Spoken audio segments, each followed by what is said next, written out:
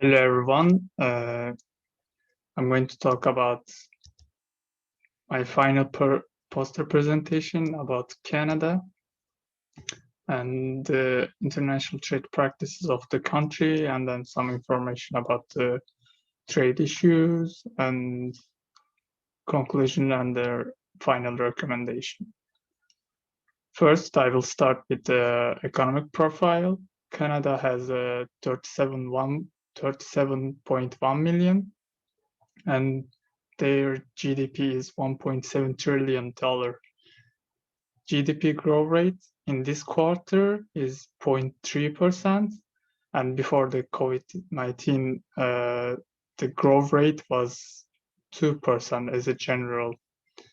Income per capita is $47,000, and then Canada's tax revenues are 33% of the GDP, which is a lot for the country's revenue. Unemployment rate is 8.2%, and then trade balance, which means import-export ratio, is surplus for the Canada, $368 million. But before 2020, since 2016, it was like almost 4 years was deficit trade balance. But the last year, 2020, is $368 million surplus. And their account balance is $1.2 billion, and then 20% of export is import. Now Canada's top export is crude oil, cars, gold, and also precious metal, processed petroleum oil, cars parts, and petroleum gas. And then top 5 export country is USA, almost 73%, China 4%, United Kingdom 3%, Japan 2%, Germany 1%. And then in terms of import products are cars parts, trucks, crude oil, processed petroleum oil, and foams. And then top 5 import countries: USA 57%, China 11%, Mexico 5%, Germany 3%, and Japan is 2%. Now, the trade practices that Canada has been doing recently. And first one is NAFTA. NAFTA is a free trade agreement in North America, which includes Canada, America, and then Mexico. NAFTA is very beneficial for the Canada because top 1 country for Canada is USA, which is 73%, which is very like almost 3 or 4 of export. Therefore, Canada has been benefiting with these trade agreements. They reduce the tariffs. There is no border checks. It's very easy to export or import from the among countries of NAFTAs. And then second one is Canada-Korea agreement. This one is very special, and like in this agreement, Canada and Korea has some sort of free trade or reduced tariffs. For example, Canada reduced the tariffs of South Korean cars, which is imported from South Korea, and then Korea reduced up to 40% of Canada meats or beef. And then third one is investing in logistics in terms of trade practices. Canada has been doing in terms of logistically, they have been using vehicles or trucks for the land, which they use for only USA or Mexico because they have a connection. But apart from those countries, overseas countries, Canada has been using the marine or shipments. And fourth trade practices is Canadian style trade, which is a CETA. This is an agreement between Canada and then European countries or European Union. Canadian style trade means that in this agreement, they don't reduce all of the tariffs, but they reduce the most of the tariffs. And then also they increase the quotas. Before this agreement, it was 18,000, but after this program, it's approximately 32,000, like for products, it increased the quotas. And then this agreement does not remove the border checks. So there's a border check. And this is very demanded by the United Kingdom because they want this kind of style trade between European Union, which is a Brexit. Yeah, it's a Canadian style trade. And then those three, duty-free program and duty drawback program and duty remission program, is some sort of the export program to help the companies to export more and help and give them some subsidies. And then duty deferral program is the business needs to intend that while companies import a goods, government postpones the tariffs if that product is going to be exported or is going to be used for purposes of the product which is going to be exported later. And then the second one is duty drawback program. And this program refunds duties after they have already been imported and the tariff paid.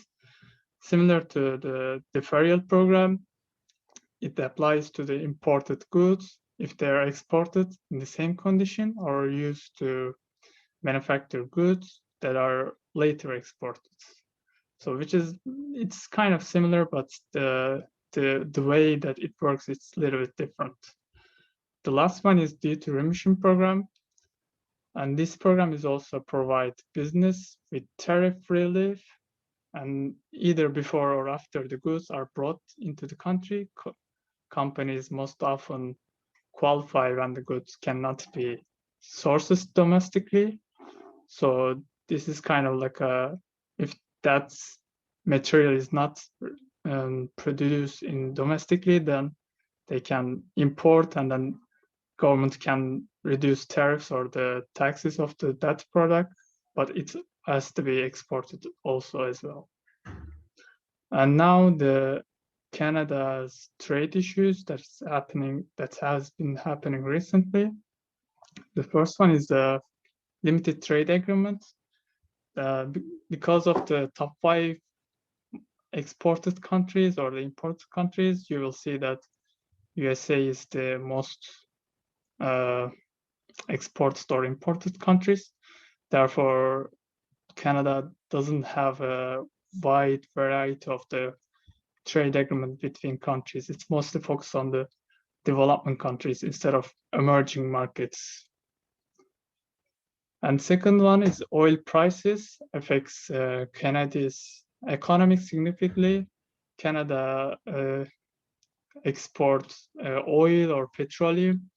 Therefore, if there is a fluctuation or like any kind of price reducing or price lowering the price of the oils or petroleum is affecting Canada's economy very, very much. And the third one is over-dependence on USA. Because Canadian economy is mostly focused on or not economically, but export or import are mostly focused on the USA. If they're like recently, when Donald Trump was a president, he wants to have a policy that protects the Americans. Therefore, like it limits the free trade or like increasing the tariffs from the other products which is imported from other countries. Therefore, overdependence is very issue for the Canada. And then the fourth one is conflict between Canada and European Union upon CETA agreement. This applies like in this agreement, especially for agriculture, the agreement does not work very well because there is some sort of tariffs that has been discussed to reduce, but hasn't been reduced yet. So therefore, there's a conflict between them. And then the last one is Australia-Canada's dispute of wine war. This one is Australia claimed that certain federal duties on imported wine violates Canada's World Trade Organization obligations, which means that Australia claims that Canada's tariffs or taxes upon wine, which is imported from other countries, is irrelevant for the eyes of Australia. As a conclusion, Canada mostly relies on USA in terms of international trade. Canada has some good practices to boost their trade among other countries. Canada has still conflict in some countries, such as Australia or China or European countries. Petroleum products, relatively more dominance in exports, almost like crude oil, processed petroleum, and petroleum gas, which is like a half of the top export. And then as a recommendation for the Canada, Canada should definitely expand their impact on international trade agreements, which is like they should also focus on emerging market and then have deal with those countries to have a diversity of international trade markets. And the second recommendation, to solve dispute or conflict, Canada should approach friendly and open manner to meet in the middle. And lastly, because of the dominance of petroleum products, Canada should invest in technological products to diverse their export products. Why technological products is because it's a future-proof products or goods or services. So this is my poster presentation for Canada's international trade practices, and thank you for listening to me.